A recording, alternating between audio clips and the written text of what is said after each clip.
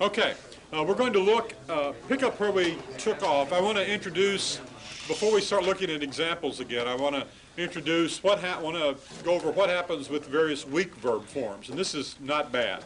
You don't have to worry too much about this. Really pretty simple.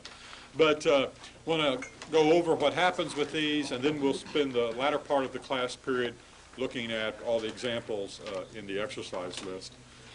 Well, it's basically what happens in these preterite or while consecutive imperfect forms. When you have weak verbs, what typically happens as a general rule is that the accent moves forward.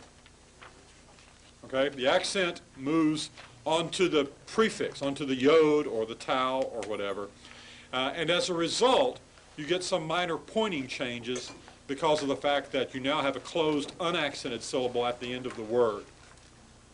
To follow that, remember in Hebrew, closed unaccented syllables are short, so we'll have the development of some short vowels at the end of the word here as a result of these things. And we'll just go through these and take a look at them quickly. I think you'll find that they're not really all that bad. Let's begin with these first position while verbs, and they're here in this form, yeshev. You should all recognize yeshev by now as the imperfect of yashav. What happens with this is when you add the wow, the pathak, the dagesh forte on the front to form the preterite or while consecutive imperfect form, the accent which was originally there, yeshev, now moves to the front. It's wayeshev, wayeshev. But that leaves you, in this case, with a closed unaccented syllable. Right? Closed unaccented syllables in Hebrew take short vowels, and so this tsere reduces to a segol. And the while consecutive imperfect or preterite form from yashav is wayeshev. Okay? Now don't panic about this, because remember, what you're going to look at to see these is that. You still have the yod preformative with the tsere beneath it. Now that's the thing you're looking for to help you see what this form is, and that hasn't changed. All that's changed is the vowel in the theme position, and other things cause those to change, as we saw last time. You don't need to get hung up about those. So here, really straightforward, just the shortening of the vowel because of the shift of the accent to the front of the word. So from yeshev to wayeshev. And let's look at what happens with a first aleph verb here, yomar. This is a very, very, very common word in Hebrew, to say. So this form that we're about to construct, you'll see about 1,000 times in the first 3 chapters of Genesis, it seems almost. So again, wow, pathak, dagesh forte.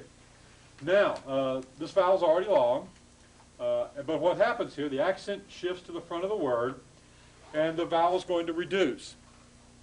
Now you might think this would reduce, it's already short here, right? So you're thinking, how can it reduce? It's already short. Well, in fact, what happens is it changes from a pathak to a segol, just for the fun of it. So you end up with the same kind of thing here in this first guttural verb as you do in the first wow verb. So the form that you see all the time in the Hebrew Bible for he said, virtually every time you run across he said in the Old Testament, it's this form wayomer, wayomer, the accent on the first syllable. Now this is really minor variation. Again, you've got the same thing that you're always looking for here to help you spot the verb. You've got the recognition points there and the recognition points there, just like you've always had for these. So it should be quite intelligible to you. Yes? At the risk of showing my ignorance, why does the accent move? Well, yeah, that's a good question. And I'm not sure there's an easy answer to it. I mean, not one that it's actually very helpful to you. About the best explanation is to say that these forms, originally, historically, preterite forms, were accented earlier in the word. This is a longer form and apparently that's just the way they were accented. See, the problem is we really don't know in every case exactly how these words were vocalized. So what we're really doing is drawing a conclusion from the fact that the accent does shift forward, and concluding from that that they probably were accented earlier in the word originally. There's some other evidence in other forms that we haven't got to yet in Hebrew, but there's no real easy answer to that.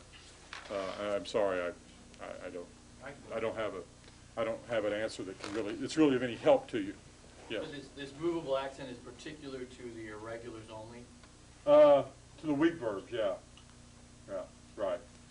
Yeah, that's correct. Except, well, for the one case we'll see later on in this class period. But yes, we're talking about weak verbs here, verbs that have some weakness or peculiarity. So, first while verbs and Wyomer, the accent moves forward, you get a segol there. Now, hollow verbs. Normally, in hollow verbs, the accent is here, right? Yakum. Here we add the vowel, the pathak, the dagesh forte, and the same thing happens. The accent moves onto the prefix syllable. And now, this is something that's extremely rare in the Hebrew language. Earlier, when we were talking about these mater letters, back when we were first learning about vowels, we made the passing comment that these almost never reduce. One of the characteristics of naturally long vowels. Well, here's the place where they do. Okay? In hollow verbs, the long, naturally long vowel in the middle position reduces to a short vowel. So in Wakum you get Wayakum, and for this case where you have the E vowel reduces to Wayasim here. Now, better move the accent as well. I'm doing it. Wayasim.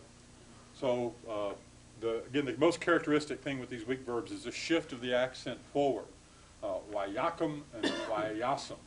Note here that this is a short O, not a long A. It's a kametz katuf, not a kametz. Remember, this was a U vowel. U's a member of the O-U family, and it reduces to a short O, wayakom, not wayakam. So short O, not long A. But again, as we've seen before, our basic recognition points for the hollow verb remain intact. We've got a kametz under the prefix here in both cases. So what we primarily look at in order to identify these as hollow verbs hasn't changed. We just have the shift of the accentation forward and the reduction of the vowel in the theme position. Okay, so far. Now, bana, third hay verbs are even easier. We have the imperfect form yivneh. We add the vowel, the pathak, and the dagesh forte. And now, remember these third hay verbs were originally in Hebrew first yod.